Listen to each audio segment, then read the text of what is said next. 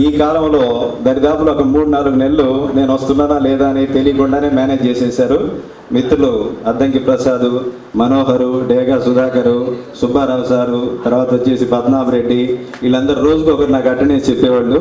స్టార్టింగ్లో 200 మంది ఉన్నారు కాబట్టి నేను ఎక్కడున్నానో తెలీదు. నా నెంబర్ 36-37గా ఉండింది. సో కాబట్టి నేను ఎప్పుడు వస్తున్నా నాకు అటెండెన్స్ చెప్తున్నాడు. సో తర్వాత క్రమంలో ఇంకా ఆయన రాడు అనే ఒక ఇదైతే నెంబర్ 2 కాడి నుంచి అటెండెన్స్ చెప్పడం స్టార్ట్ చేశారు గరటే సారు. సో పూజ్యులు గరటే సార్ మనకు ఫోటోలో కూడా ఉన్నారు, మన మధ్యలో లేకపోయినా కూడా. తర్వాత నేను ఒక రోజు వ్యక్తిగతంగా సార్ని పోయి కలిసి నా పరిస్థితి ఇది సార్, నేను రాలేకున్నానని చెప్తే ఆయనే అంటే మొదట్లో చాలా గట్టిగా చెప్తా ఉన్నారు, ఆయనే నన్ను దగ్గరికి తీసి చాలా హెల్ప్ చేశారు. ఈరోజు ఉద్యోగం చేసుకొని లక్షణంగా మేము బతుకుతున్నామంటే మీలాంటి గురువులు చాలా మంది సహాయం చేయబట్టి, అదేవిధంగా చాలా మంది మిత్రులు నాకు హెల్ప్ చేశారు. దరిదాపు నేను 1.5 నెలల పాటు విద్యానగర్లోనే ఉన్నాను. లాస్ట్ ఎగ్జామినేషన్లో ఈ 1.5 నెల మా మిత్రుడు డేగా సుధాకర్ మెస్ కార్డుతో భోజనం చేశాను. ఇప్పటికి కూడా మెస్ బిల్ ఇంకా పే చేయలేదు. దరిదాపులు వాళ్ళ రూమ్లోనే దేవరాజు సార్ ఉండేవాళ్ళు. ఒక్కరోజు కూడా ఏం 1.5 నెలలు రావటం, జీవితంలో కొద్దిగా నిలబడి మీ అందరి ముందు నిలబడి మాట్లాడే పరిస్థితి రావటం నిజంగా చాలా సంతోషం. మన జీవితంలో గట్టిగా 20-25 మంది మిత్రులు ఉంటారు, ఆత్మీయ మిత్రులు.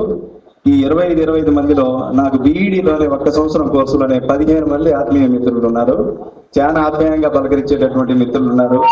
వీళ్ళందరినీ మళ్ళా ఇంకొక రోజు 20 సంవత్సరాల తర్వాత కలుస్తామని 2003లో చాలా గట్టిగా ప్లాన్ చేశాం. ప్రసాద్, నేను, తర్వాత పద్మనాభరెడ్డి, మేమందరం కూడా కరోనాలో చాలా మంది ఆత్మీయులను కోల్పోయినాం. నాతో పాటు చదువుకున్న వాళ్ళు కూడా 2-3 చనిపోయారు కరోనాలో. సో కాబట్టి మళ్ళా మనం కలుస్తామో లేదో అనే ఉద్దేశంతో కరోనా తర్వాత 2003లో గట్టిగా ప్లాన్ చేశాం. ఎందుకో అది సక్సెస్ కాలేకపోయింది. తర్వాత ఒకరోజు నాకు అనుకోకుండా ఒక ఫోన్ వచ్చింది. నేను మీ బీఈడి క్లాస్మేట్ నండి, నా పేరు ఎం శ్రీనివాసులు, నేను పీజీటీ జువాలజీగా చేస్తున్నాను. ఈ విధంగా రీయూనియన్ చేస్తే మనకు బాగుంటుంది అనే ఒక ఆలోచన. నేను ఆ రోజు ఆయనతో అరగంట సేపు మాట్లాడాను. నిజంగానే ఫోన్ చేశాడా ఏదైనా జోక్ చేయడానికి అంటే గతంలో ఒకసారి ఫెయిల్ అయినాం. ఎందుకో అనుకున్నాం కానీ నెల్లూరులో ప్లాన్ చేద్దామని ఇవన్నీ అనుకున్నాం కానీ ఒక అరగంట సేపు నేను మాట్లాడాను. చాలా ఆప్యాయంగా మాట్లాడాడు. ఖచ్చితంగా మనం కలవాలి సార్, మళ్ళా మనం కలవలేము ఇప్పుడు కలవలేకపోతే అని చెప్పి చాలా ఆప్యాయంగా మాట్లాడాడు. ఇదే ప్రపోజల్ని మన మిత్రులందరి ముందు కూడా డిస్కషన్ చేశాము. 80 మందికి, మనలో ఉండే 80 మందికి 2 సార్లు ఫోన్ చేసినటువంటి వ్యక్తి మన శ్రీనివాసులు సార్. ఈ రోజు మనం అందరం కలుసుకుంటున్నాం అంటే దానికి ఆద్యుడు, అందరూ హెల్ప్ చేసి ఉండొచ్చు, అందరు ఇన్వాల్వ్ అయి చేసి ఉండొచ్చు, దానికి ఆద్యుడు మన ఎం శ్రీనివాసులు సార్. తర్వాత స్థానికంగా ఇక్కడికి వచ్చే అన్ని కార్యక్రమాలు నెల్లూరు నుంచి రావటం చేయటం సాధ్యమయ్యే పని కాదు. దీన్ని ఎలా చేయాలనే ఉద్దేశంతో కోటి సార్తో మాట్లాడితే ఆయన స్థానికంగా కోటలో నివాసం ఉంటున్నాడు.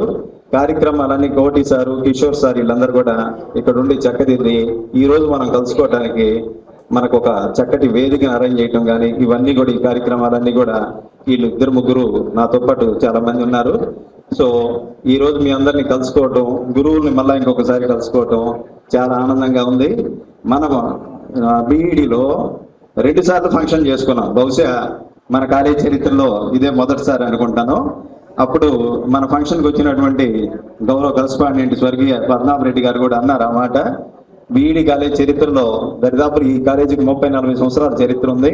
బీఈడీ కాలేజ్ చరిత్రలో 2వసారి మీరు ఫంక్షన్ చేయటం, ఇది ఎలా చేస్తారో చూద్దామని వచ్చాను నేనని. 2వసారి ఫంక్షన్ కూడా చాలా చక్కగా మనం జరుపుకున్నాం. వాటికి సంబంధించినటువంటి కొన్ని జ్ఞాపకాలను కూడా మనం ఫ్లెక్సీలో పెట్టున్నాం. సో ఈ రోజు కార్యక్రమం మనం 2వసారి జరుపుకున్న కార్యక్రమం కంటే కూడా ఇంకా చక్కగా జరగాలి. ఇది జరగాలంటే ప్రతి ఒక్కరూ మీరందరూ 100% ఇన్వాల్వ్మెంట్తో ఆత్మీయంగా పాల్గొనాలి. మీ పరిచయాలు, మీ గురించి సంబంధించినటువంటి ప్రస్తుతం మీరు చేస్తున్నటువంటి ఉద్యోగాలు, సో మీ పిల్లలకు సంబంధించినటువంటి సమాచారం అందరం కూడా ఒక్కొక్కరు పరిచయం చేసుకుందాం. ఈ పరిచయ కార్యక్రమాలకే దరిదాపులు మనకు 11:30-12 వరకు అవుతుంది. సో ఈ నేపథ్యంలో చాలా మంది మిత్రుల్లో కొంతమందికి ఉద్యోగాలు వచ్చాయి, కొంతమందికి ఉద్యోగాలు రాలేదు. ఉద్యోగాలు రాకపోయినా చాలా మంచి స్థితికి ఎదిగినటువంటి ఎంతో మంది మిత్రులను మనం చూస్తూ ఉంటాం. ఉద్యోగాలు వచ్చినా కూడా సో మనం అనుకున్న స్థాయికి లేకుండా కొంచెం ఇబ్బంది పడుతున్న మిత్రులు కూడా చూస్తూ ఉంటాం. జీవితంలో ఇవన్నీ సర్వసాధారణం. మన స్టేటస్, సోషల్ స్టేటస్కి, ఫైనాన్షియల్ స్టేటస్కి సంబంధం లేకుండా మనం అందరం ఒక కామన్ ఎజెండాతో ఇక్కడ కలిసాము. ఆ ఎజెండా మనం అందరం క్లాస్మేట్స్, మనందరం స్నేహితులు. సో ఇది కలకాలం ఉండాలి. మనం చనిపోయేంత వరకు కూడా మనం అందరం ఇలాగే ఉండాలి, ఒక ఫ్రెండ్షిప్ తోనే మనం కొనసాగాలి. అదే ముఖ్య ఉద్దేశంతోనే ఈ కార్యక్రమం మనం తలపెట్టాం. సాయంత్రం 5 వరకు ఈ కార్యక్రమం ఇదే విధంగా ఫుల్ ఎనర్జెటిక్ గా జరగాలి. కొన్ని రిఫ్రెష్మెంట్ ఐటమ్స్ ఆ కమిటీలో ఉన్నాను కాబట్టి నేను పూర్తిగా ఇక్కడ ఉండలేకపోవచ్చు. సో మధ్యలో ఈ అరేంజ్మెంట్స్ అవి చూస్తూ ఉంటాం.